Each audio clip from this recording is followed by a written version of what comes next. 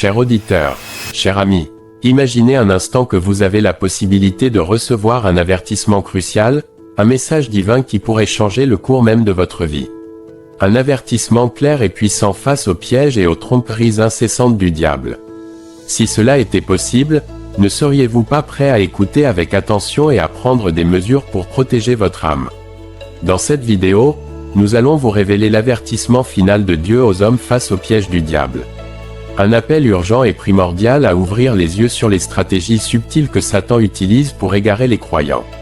Nous allons explorer ensemble les dangers invisibles qui nous entourent et les mesures essentielles à prendre pour échapper aux pièges de l'ennemi. Ce n'est pas une simple vidéo parmi tant d'autres. C'est un message divin qui s'adresse à vous, à votre bien-être spirituel, à votre protection et à votre salut éternel. Le temps est venu d'affronter cette bataille spirituelle, de se préparer rigoureusement et d'éviter les pièges sournois du diable qui cherche à nous détourner de la voie de Dieu. Ne manquez pas cette occasion unique de vous imprégner de l'avertissement final de Dieu. Ce message est conçu pour vous aider à discerner la vérité, à renforcer votre foi et à vous préparer au combat spirituel qui nous attend tous.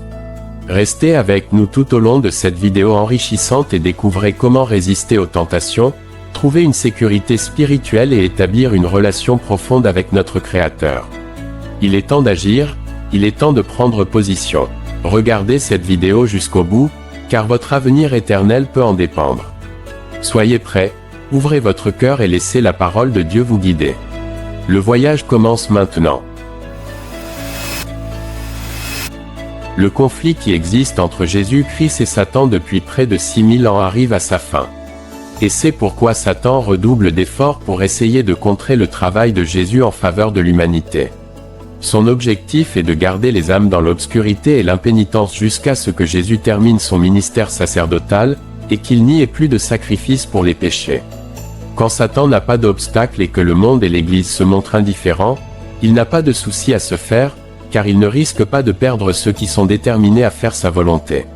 Mais dès que les questions concernant l'éternité sont soulevées et que des personnes commencent à se demander ce qu'elles doivent faire pour être sauvées, Satan intervient rapidement pour s'opposer au Seigneur et contrecarrer l'influence du Saint-Esprit. Les Écritures nous disent qu'un jour, pendant que les anges de Dieu se présentaient devant le Seigneur, Satan est aussi venu parmi eux, non pas pour se prosterner devant le roi des cieux, mais pour comploter contre les justes. Il fait de même lorsque les gens se rassemblent pour adorer Dieu, bien qu'il soit invisible. Il s'efforce activement d'imposer ses suggestions aux adorateurs. En tant que stratège habile, il planifie à l'avance. Pendant que le messager de Dieu étudie les Écritures, Satan prend note du sujet qui sera abordé. Il utilise ensuite toute son habileté et sa ruse pour influencer les circonstances de manière à empêcher ceux qu'il séduit de recevoir le message de Dieu. La personne qui en a le plus besoin sera retenue par une urgence ou sera empêchée d'entendre les vérités qui lui seraient bénéfiques. D'un autre côté, lorsqu'il voit que les serviteurs de Dieu souffrent des ténèbres spirituelles qui enveloppent le monde, et qu'il demande à Dieu la grâce et la puissance nécessaires pour briser le charme de l'indifférence, de l'insouciance et de l'indolence, Satan déploie toute sa ruse avec encore plus de zèle. Il pousse les hommes à engourdir leur sens par l'appétit ou d'autres vices, les rendant ainsi incapables d'entendre les avertissements dont ils ont le plus grand besoin. En résumé, le conflit entre Jésus-Christ et Satan arrive à son terme et Satan intensifie ses efforts pour contrer l'œuvre de Jésus en faveur de l'humanité. Il se présente lors des rassemblements de culte pour influencer les circonstances afin d'empêcher les gens de recevoir le message de Dieu. De plus, il pousse les hommes à se laisser aller à des vices qui les empêchent de comprendre les avertissements importants. Cependant, ceux qui recherchent sincèrement le salut doivent rester vigilants et persévérer malgré les obstacles mis en place par Satan. Satan sait que ceux qui ne prient pas et ne lisent pas la Bible sont plus vulnérables à ses attaques.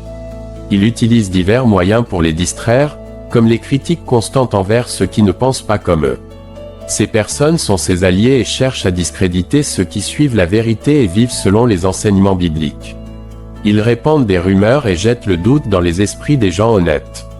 Il est facile de les reconnaître car ils sont comme leur père, Satan, le grand accusateur des croyants. Pour égarer les âmes, Satan utilise des agents qui propagent diverses erreurs adaptées aux gens qu'il souhaite tromper. Il fait entrer des incroyants dans l'Église afin de semer le doute et l'incrédulité, bloquant ainsi la croissance de l'œuvre de Dieu. Ces personnes, malgré leur manque de foi réelle, parviennent à faire passer leurs erreurs pour des doctrines bibliques. Il est dangereux de penser que ce que l'on croit n'a pas d'importance, car la vérité sanctifie ceux qui l'accueillent avec amour. Satan cherche toujours à remplacer la vérité par des mensonges, des fables ou un faux évangile. Depuis toujours, les serviteurs de Dieu ont dû combattre les faux enseignants qui détournent les gens de la parole de Dieu. Ils se sont opposés fermement au libéralisme qui ignore l'importance de la doctrine pure.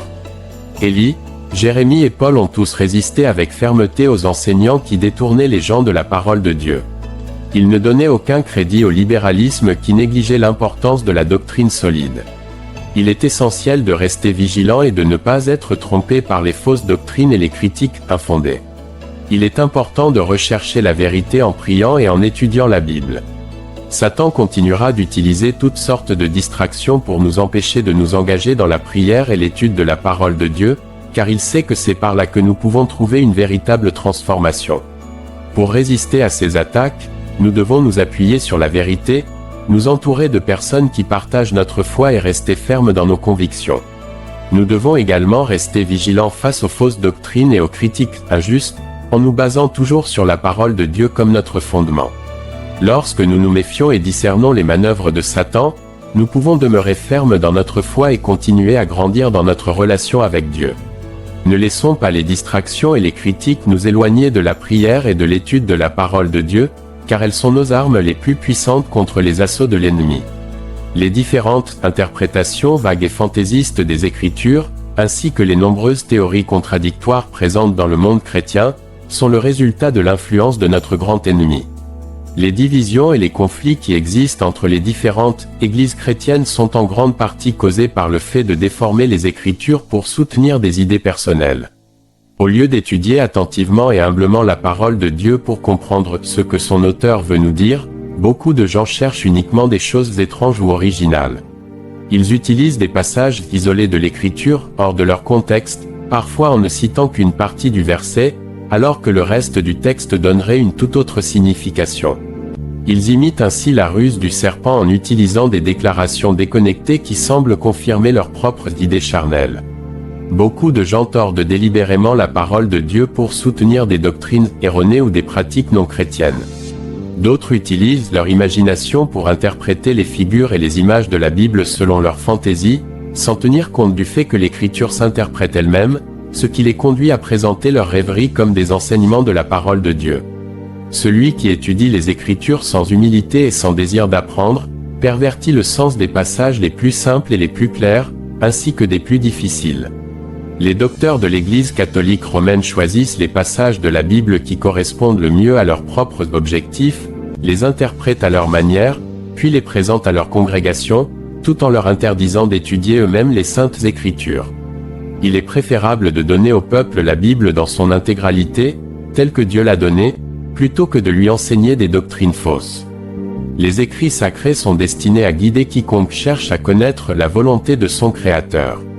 Dieu a donné à l'homme la parole des prophètes pour le guider, et les anges ainsi que Jésus-Christ sont venus sur terre pour révéler les événements à venir à des prophètes comme Daniel et Jean. Les questions importantes concernant notre salut ne sont pas laissées dans le flou ou entourées de mystères. Elles sont révélées de manière claire pour ceux qui cherchent sincèrement la vérité. Il est essentiel de rechercher la vérité avec la même intensité que l'on chercherait un trésor caché.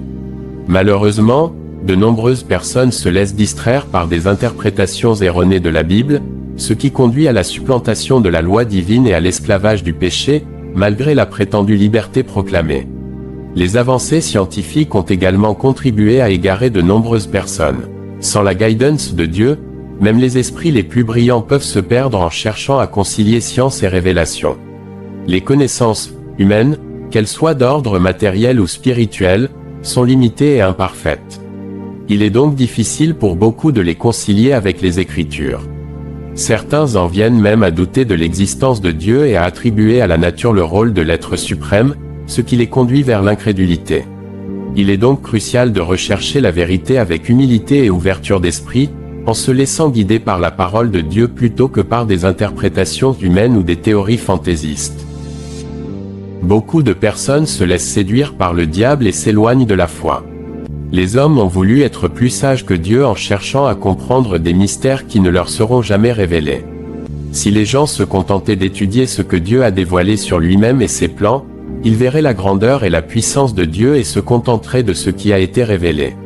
Satan essaie de pousser les hommes à rechercher des choses que Dieu ne veut pas qu'ils connaissent, de la même manière qu'il a perdu sa place au ciel en voulant tout savoir. Il essaie maintenant de faire de même avec les hommes en leur faisant négliger les commandements de Dieu. Ceux qui ne veulent pas accepter les vérités claires et précises de la parole de Dieu cherchent des histoires agréables qui calment leur conscience. Plus ces doctrines sont mondaines, moins elles exigent de renoncement et de modestie, et elles sont populaires auprès de ceux qui se laissent guider par leurs désirs charnels. Ceux qui refusent humblement d'étudier les Écritures et de rechercher la vérité n'ont pas de protection contre l'erreur, et Satan est prêt à leur offrir ses mensonges. C'est ainsi que la papauté a réussi à dominer les esprits, et les protestants, en rejetant la vérité pour éviter la souffrance, suivent le même chemin. Ceux qui abandonnent la parole de Dieu finissent par accepter des hérésies dangereuses, rejettent certaines duperies avec horreur et en adoptent d'autres avec empressement. Les personnes qui ne sont pas ouvertes à l'amour de la vérité sont susceptibles de croire aux mensonges et d'être condamnées. Les tromperies du spiritisme sont parmi les pièges les plus dangereux de Satan. Il se déguise en ange de lumière et attire ceux qui ne prient pas fervemment et n'étudient pas la parole de Dieu. Une autre erreur dangereuse est de nier la divinité de Jésus-Christ et sa préexistence avant son incarnation.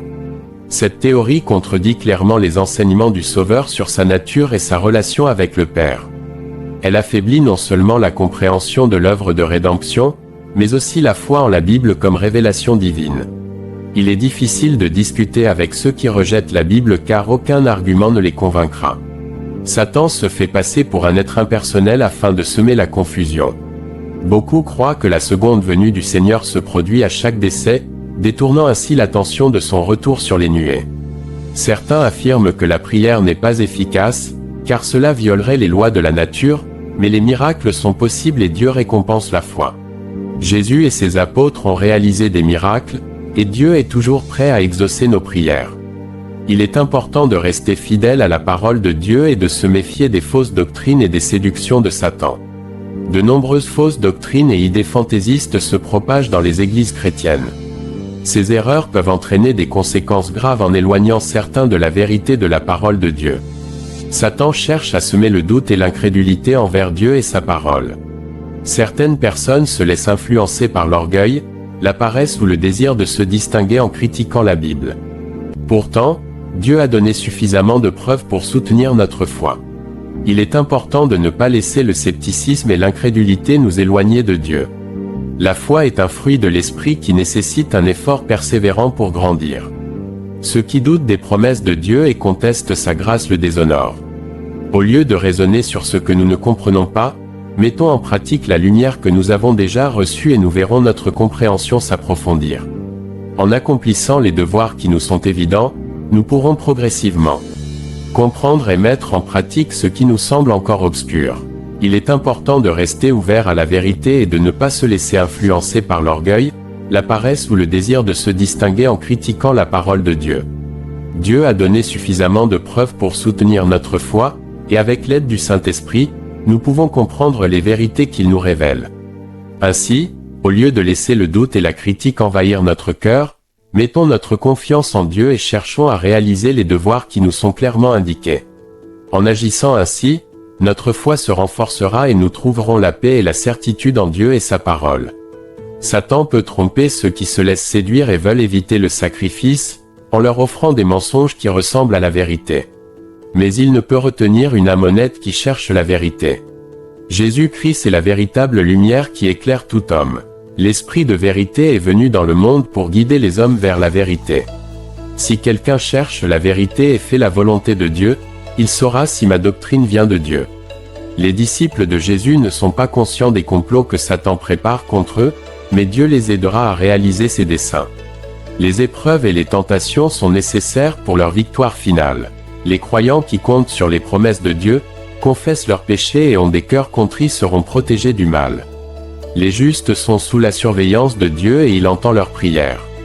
Balaam, qui a essayé de maudire Israël, a dû le bénir car Dieu était avec lui. Satan sait qu'il ne peut pas résister à ceux qui se tiennent fermement avec Jésus-Christ, alors il essaie de les faire sortir de leur forteresse pour les attaquer. Nous devons avoir une confiance humble en Dieu et obéir à ses commandements pour être en sécurité. La prière est essentielle pour notre protection contre Satan. Nous devons demander à Dieu de nous donner l'intelligence pour comprendre sa parole et échapper au piège du diable. Satan est habile à utiliser les Écritures pour nous tromper, donc nous devons les étudier avec humilité et dépendance de Dieu. Restons vigilants contre les astuces du malin et répétons avec foi, ne nous laisse pas succomber à la tentation. Merci d'avoir regardé la vidéo jusqu'à la fin. Nous vous prions de liker la vidéo afin de faire connaître cette vérité incontestable au monde entier. Que Dieu vous bénisse au nom de Jésus-Christ.